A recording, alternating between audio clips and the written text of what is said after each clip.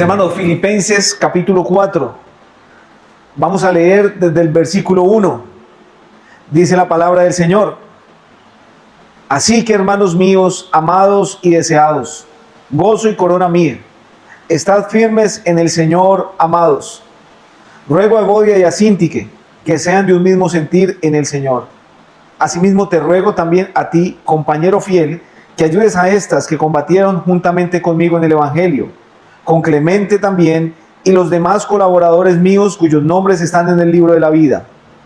Regocijaos en el Señor, ¿cuándo? Una vez, siempre. Regocijaos en el Señor siempre. Otra vez digo, regocijaos. Vuestra gentileza sea conocida de todos los hombres, el Señor está cerca. Por nada estéis afanosos, sino sean conocidas vuestras peticiones delante de Dios en toda oración y ruego, con acción de gracias. Y la paz de Dios, que sobrepasa todo entendimiento, guardará vuestros corazones y vuestros pensamientos en Cristo Jesús.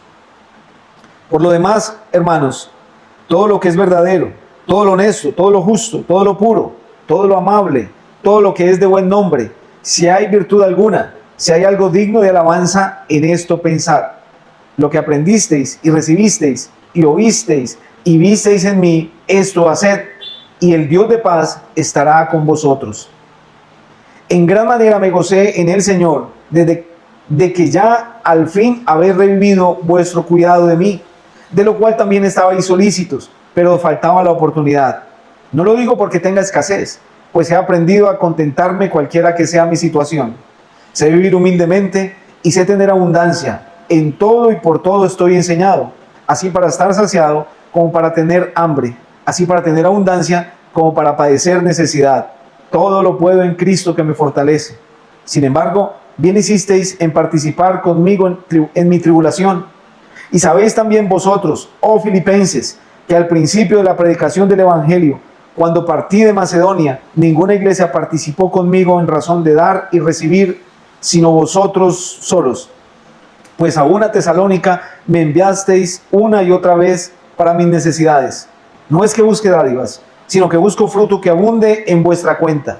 Pero todo lo he recibido y tengo abundancia. Estoy lleno, habiendo recibido de Epafrodito lo que enviasteis, olor fragante, sacrificio acepto, agradable a Dios. Mi Dios pues suplirá todo lo que os falta conforme a sus riquezas en gloria en Cristo Jesús. Al Dios y Padre nuestro sea gloria por los siglos de los siglos. Amén. Saludad a todos los santos en Cristo Jesús. Los hermanos que están conmigo os saludan. Todos los santos os saludan, y especialmente los de la casa de César. La gracia de nuestro Señor Jesucristo sea con todos vosotros. Amén. Qué hermoso también como termina la carta, ¿no, mis hermanos? Y ya estamos en los versículos finales de esta hermosa carta, que ha traído, si la leemos toda, hermanos, y le invito que cuando lean esta carta, 4 capítulos muy tal vez cortos, los podemos leer en un par de minutos, entendamos todo el contexto de lo que se está leyendo y también de lo que hemos venido estudiando.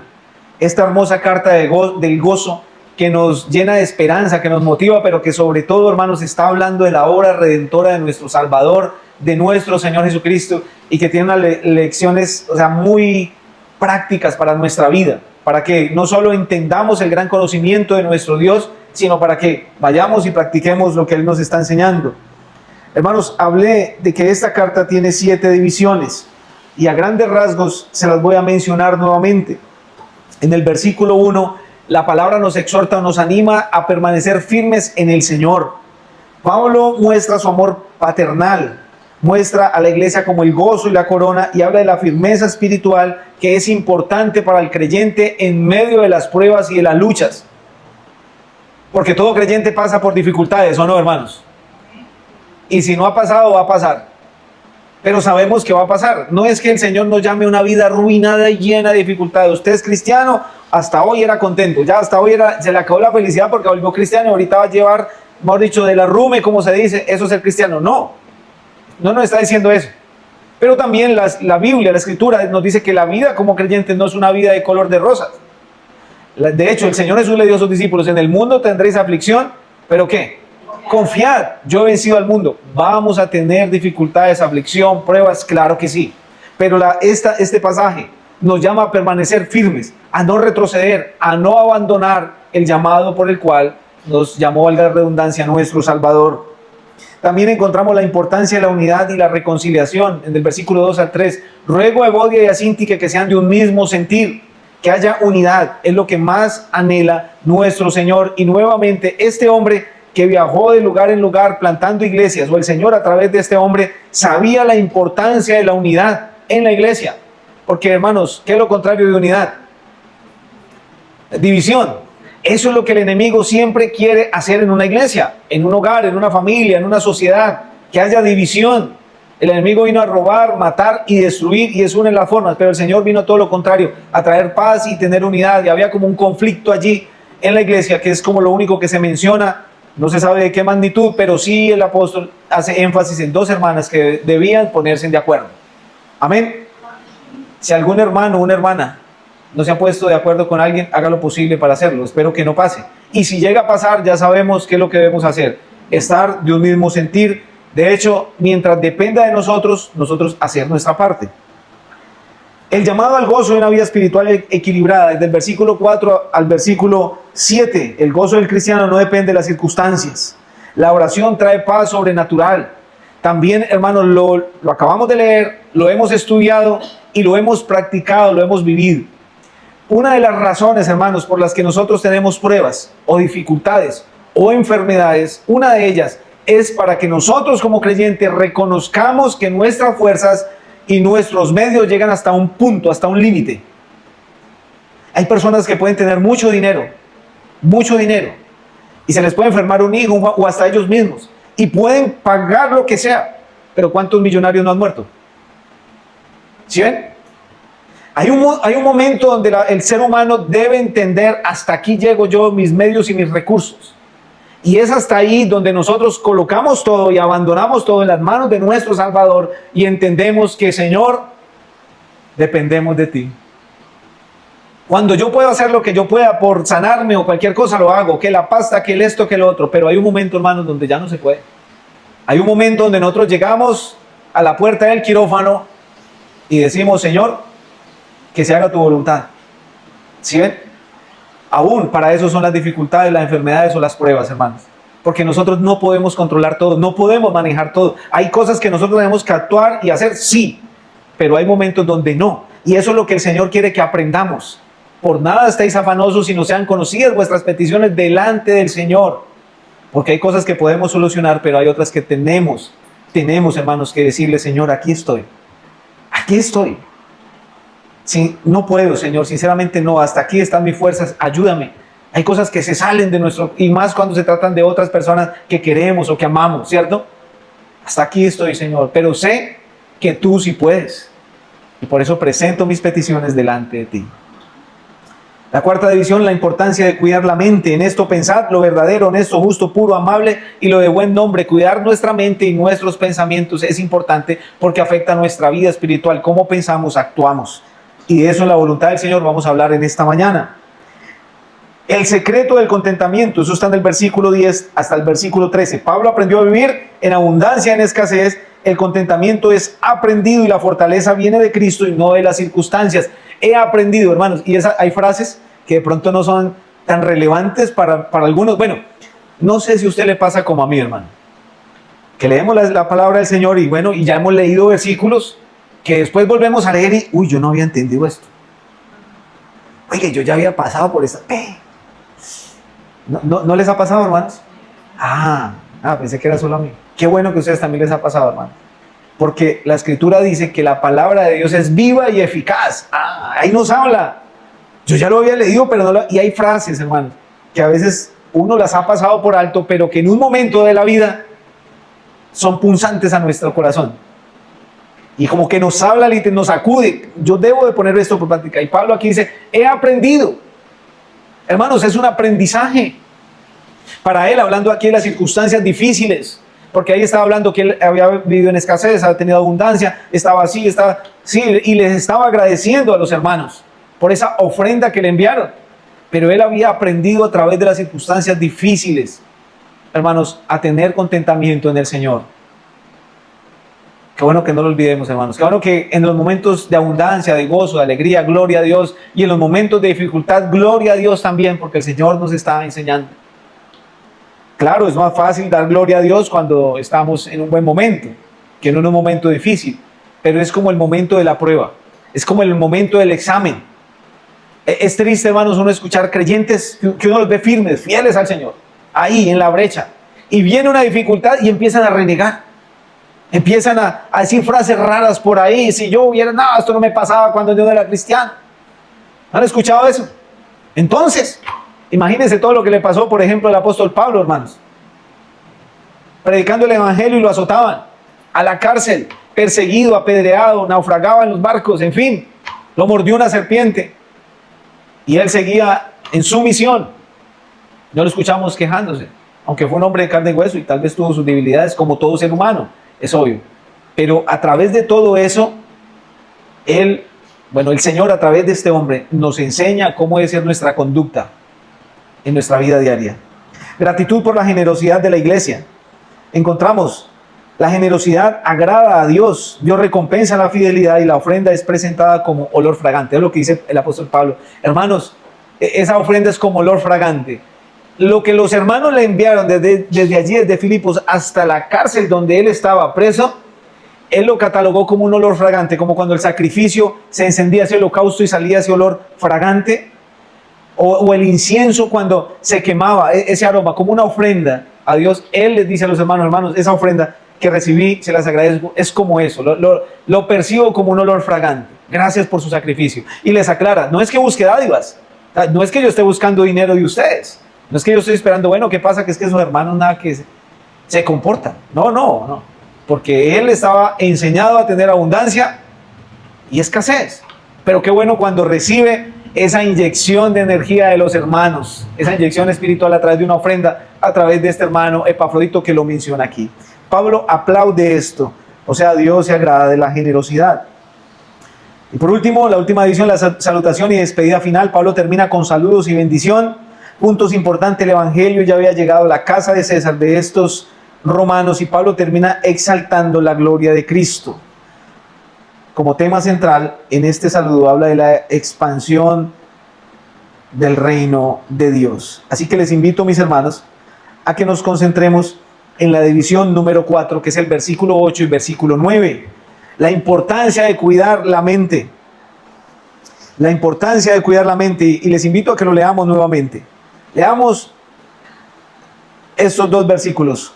Por lo demás, hermanos, todo lo que es verdadero, todo lo honesto, todo lo justo, todo lo puro, todo lo amable, todo lo que es de buen nombre, si hay virtud alguna, sea algo digno de alabanza, en esto pensad. Lo que aprendisteis y recibisteis y oísteis y visteis en mí, esto haced, y el Dios de paz estará con vosotros. En esto pensad. Hermanos, la forma en que pensamos influye demasiado en la forma en que actuamos. De hecho, cuando vemos a una persona actuando de cierta manera es porque eso es lo que tiene en su mente, de esa forma está actuando. Hay un versículo también que habla de que de la abundancia del corazón, ¿qué? Habla la boca. Cuando vemos a una persona, digamos, ofendiendo a otra persona o diciendo groserías, eso es lo que tiene adentro, ¿sí? Hay jóvenes o hay personas que uno les puede definir hablando con jóvenes, le digo de jóvenes porque tengo la oportunidad de hablar con varios. Y les he explicado de que no necesariamente ellos tienen que decir cómo es que piensan. Es que usted no sabe cómo soy yo. Y en cierta medida, al 100% no. Pero los hechos de ellos sí demuestran cómo es que son. Es así de sencillo. No necesito estar dentro de su cabeza para saber quién es. Pero como usted actúa, yo ya sé cómo es. Porque de esa forma está manifestando lo que hay dentro suyo. Asimismo, hermanos, nosotros como creyentes debemos de cuidar nuestra forma de pensar. En la armadura de Dios, en Efesios capítulo 6, hay una parte de la armadura que nos habla del yelmo. ¿Recuerdan? El yelmo de la salvación. Es el casco, habla del casco. El casco físicamente se usa para proteger la cabeza de algún ataque del enemigo. Pero llevándolo al plano espiritual, está hablando de que nuestra mente debe estar protegida para que esos dardos del enemigo no lleguen a ser cabida en nuestra mente. La duda, hermanos, la inquietud, la ansiedad, la preocupación por el mañana de forma desmedida. Hay personas que sufren, hermano, ¿y qué pasará? ¿Y qué pasará? Y mire lo que se está viendo, y mire que... Hermana, lea la Biblia, vienen cosas peores. Lo que dice la palabra ya está escrito. Por esas razones que debemos de ir al Señor para no estar en ansiosa inquietud. Entonces, cuando nosotros alimentamos nuestra mente de pensamientos sanos y sobre todo santos, nuestra forma de pensar, nuestra forma de actuar va a ser diferente. Si ven, hermanos, todo tiene un orden. Y el Señor nos está diciendo, en estos tiempos de elecciones, ¿qué ha hecho la iglesia? ¿Qué hemos hecho con respecto a estas y a las pasadas y a todas? De hecho, por nuestros gobernantes de la ciudad donde vivimos y aún de nuestro país, ¿qué hacemos como cristianos? Orar, ¿cierto? En definitiva, el Señor es el que pone y quita reyes. Hermano, y si se sube ese, no, yo me voy del país, ¿verdad? Y si se sube el otro también, porque el otro es casi igual. ¿Qué debemos hacer nosotros? Orar. Señor, tráenos paz en esto. Señor, ¿qué hacemos? Miren, tantas enfermedades que se ven, tantas cosas tan extrañas, tantos virus. ¿Qué debemos hacer, hermanos? Orar más bien. Señor, trae paz a nuestra mente. El Señor es el dueño del futuro. Vivimos un eterno presente aquí en la tierra. Un día estaremos en una eternidad completa con nuestro Salvador. Pero la forma de pensar, hermanos, debemos de empezar a cambiarla y alimentarla por lo que el Señor dice. Dice el versículo, por lo demás, hermanos, todo lo verdadero. Y vamos a iniciar con esa parte, lo verdadero. Primero da una lista de unos aspectos y después dice, en esto pensad. ¿En qué entonces debemos pensar? Primero, en lo verdadero. Lo verdadero significa o traduce veraz, verídico, cierto, real, auténtico, evidente, efectivo y genuino. En eso pensad, en lo verdadero. Y lo verdadero se encuentra en Dios, en Cristo, en el Espíritu Santo y en la palabra de Dios. En esto pensad, en lo verdadero. Y si queremos ir a la fuente de la verdad, debemos de pensar en Dios, en su Hijo nuestro Salvador, en el Espíritu Santo y en la palabra de Dios. Allí está toda la verdad. Primeramente en Dios. Vamos a Timoteo. Les invito, por favor, Timoteo, primera carta de Timoteo, capítulo 2, versículo 3 y 4. Porque esto es bueno y agradable delante de Dios nuestro Salvador, el cual quiere que todos los hombres sean salvos y vengan al conocimiento de la verdad. ¿Qué es lo que quiere Dios en este pasaje? ¿Qué quiere nuestro Padre Celestial? Que los hombres sean ¿qué? ¿Cuál es el querer, el anhelo de Dios como Padre, como dueño de su creación? Que sean ¿qué? Salvos y vengan al conocimiento de la verdad. Miren, si hay alguien aquí que todavía no es salvo, es lo que Dios anhela.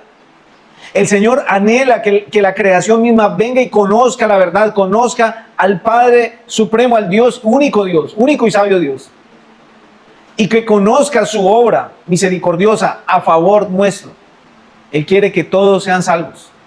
Es triste que hoy en día tantas ideologías de demonios, se puede decir, tantas creencias raras, y tildan y colocan en la posición a nuestro Dios como un dictador, como una persona que está en el trono rechazando a todo el mundo y enviándolos a un infierno, cuando esa no es la idea de nuestro Padre, todo lo contrario. Él quiere que el ser humano entienda el amor que tiene Él hacia nosotros, tal amor que dio a su Hijo a morir en la cruz por nosotros, y quiere que el ser humano sin Cristo conozca esa verdad para que sean salvos. Eso es lo que Él quiere. Entonces, la verdad, ¿dónde se encuentra? Primeramente en Dios.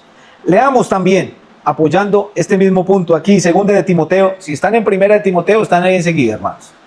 Segunda de Timoteo 2:25 y 26. Que con mansedumbre corrija a los que se oponen, por si quizá Dios le conceda que se arrepientan para conocer ¿qué? La verdad, y escapen del lazo del diablo en que están cautivos a voluntad de él. Nuevamente, la verdad primeramente está en Dios. En esto pensad, todo lo verdadero está en Dios. ¿Y qué es lo que Dios está diciendo? ¿Qué es lo que está diciendo la Escritura aquí? Miren, hermanos, ahora podemos comprender un poco más, sé que con la Escritura, pero con este versículo, a las personas que escuchan la palabra y decimos, bueno, ¿por qué no aceptan al Señor?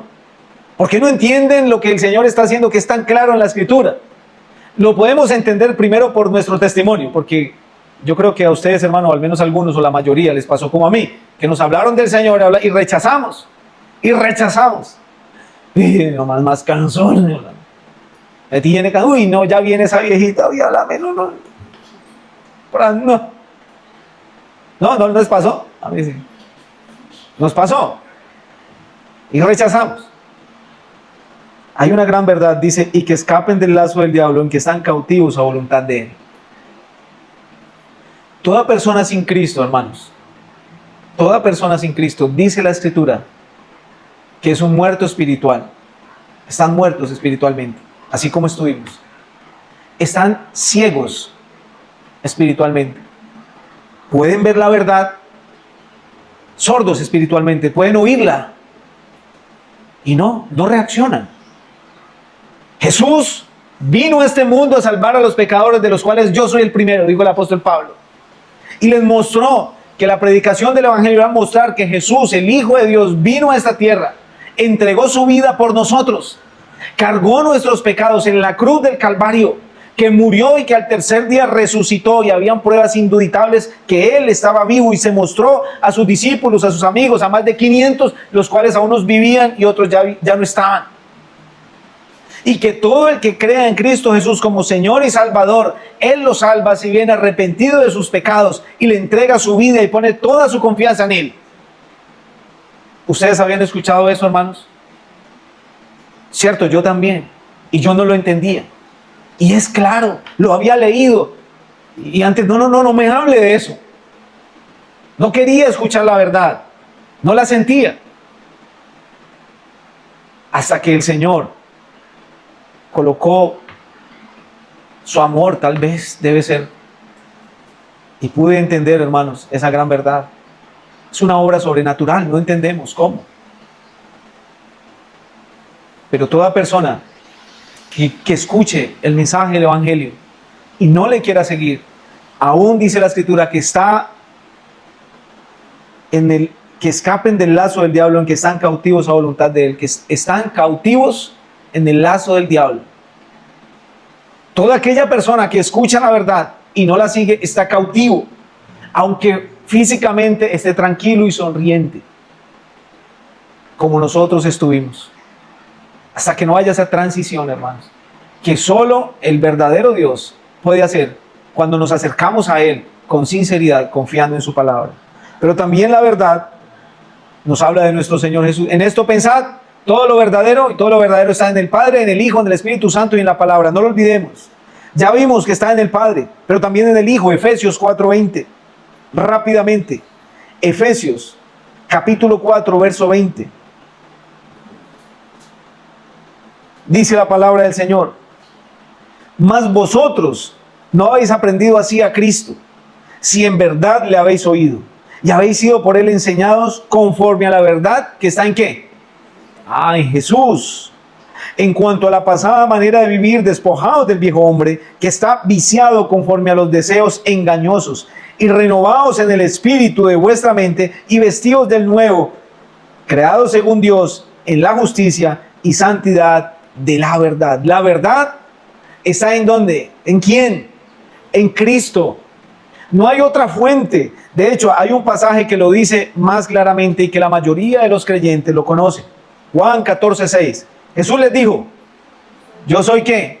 El camino y la verdad y la vida. Nadie viene al Padre sino por mí. Yo soy el camino. El Señor está diciendo el camino, el único, o sea, no hay otro. Para ir a la capital de nuestro país, ¿cuántos caminos hay? Hay muchos o varios. Sí, sé que hay varios. Hasta por avión también ya se puede ir. Si vamos a otra ciudad del extranjero, ya se puede en barco, en avión o por tierra. Hay varias formas de llegar, pero para llegar exactamente al punto pueden haber muchos caminos, así sea un lugar muy remoto. Pero para ir al cielo solo hay uno. O sea, no hay más. Las personas se han inventado varios. Uno de ellos es la religión. La religión es un camino diverso que enseña una de las cosas, a las buenas obras, ¿no? Usted tiene que portarse bien, tiene que hacer esto, ayudar al vecino, hacer esto, dar limosna, ayudar al necesitado, todo, porque esto le va a sumar para que usted vaya al cielo. Otros tipos de creencias, ¿no? Hoy en día la cienciología es una de las tantos. Hoy en día la gente le pide al universo, ¿no? Ese está muy de moda, ¿no? Gracias al universo porque me pasó esto. El universo está a favor de mí. Una frase, y suena bonito, ¿no? Suena, el universo está conspirando a favor de mí porque me está yendo bien. Y pueden colocar muchas más, porque eso es lo que hay. Muchas personas colocan la confianza en esto o en aquello. Pero la escritura dice, Jesús dijo, primero dijo yo soy. Miren, ese yo soy, y bueno, no es el tema, pero está hablando del mismo título que se refirió Dios mismo cuando se le presentó a Moisés en la zarza. Yo soy, el gran yo soy, Dios. Yo soy el camino, la verdad, la única indiscutible, o sea, no hay más. La fuente, lo real, lo óptimo, lo único y lo genuino, la verdad es Él. Hermanos, si queremos saber la verdad, vayamos a leer más y más sobre la vida de nuestro Salvador. Y la vida, Él es el dador de la vida. De Él procede, de Él emana, Él es el manantial, la fuente es Él. Porque hermanos, nosotros nacimos gracias a la voluntad de Dios. Él creó al ser humano. Listo, ahí ya está la primera. Pero nacimos de nuevo en Cristo. ¿Sí? Nacimos nuevamente nueva vida. Pero un día vamos a estar en la eternidad en los cielos, eternamente, una vida eterna, plena. ¿Ustedes se imaginan, hermanos? ¿Quién lo puede hacer? Él, nadie más. ¿Quién más va a tener el poder? Es Dios. Y nadie viene al Padre sino por mí. Nadie, ninguno. Es claro este versículo, hermanos. Nadie, ni una sola persona puede llegar al Padre si no es a través de nuestro Señor Jesucristo. No hay otra forma, no hay otro medio, no hay otra circunstancia. Solo aceptando que somos pecadores, que somos viles pecadores, depravados, que merecíamos una condenación eterna, pero que en su misericordia el Señor pagó por nuestros pecados para que todo aquel que en Él cree no se pierda, mas tenga vida eterna. En esto se muestra el amor de Dios para con nosotros, en que siendo aún pecadores, Cristo murió por nosotros, hermanos. En Él está la fuente, en Él está la verdad. Pero también la verdad está en el Espíritu Santo. Dice la Escritura en Juan 15:26. Pero cuando venga el Consolador, a quien yo os enviaré del Padre, está hablando nuestro Señor Jesucristo, el Espíritu ¿de qué? De verdad, el cual procede del Padre, Él dará testimonio acerca de mí. El Espíritu de verdad. Juan 15:26. Oiga, qué hermoso pensar que por un momento los discípulos se pudieron desanimar. Bueno, tal vez muchas veces se desanimaron, ¿cierto? En ciertas cosas que todavía no entendían. Pero cuando el Señor les dice que Él va a morir, obviamente se pueden desanimar, pero Él les dice, ustedes no van a estar solos. Yo les enviaré el Espíritu de verdad. No va a estar con ustedes. Otra vez ellos se recobraron su ánimo. El Señor nunca los ha desamparado, como nosotros nunca nos desamparará. Pero dice, cuando venga el Consolador, a quien yo os enviaré del Padre el Espíritu de verdad. Y también Juan 16:13. Les invito a que me acompañen a este versículo. Evangelio de Juan, capítulo 16, versículo 13. Pero cuando venga el Espíritu de verdad, Él os guiará a toda verdad. Porque no hablará por su propia cuenta, sino que hablará todo lo que oyere, y os lo hará saber, y os hará saber las cosas que habrán de venir. Él me glorificará, porque tomará de lo mío, y os lo hará saber. El Espíritu de verdad que guiará a toda verdad, que les va a enseñar toda verdad, que les va a mostrar, que los va a dirigir. No iban a estar solos. Qué tremendo, hermanos. Uno se imagina tantas cosas cuando lee la Escritura.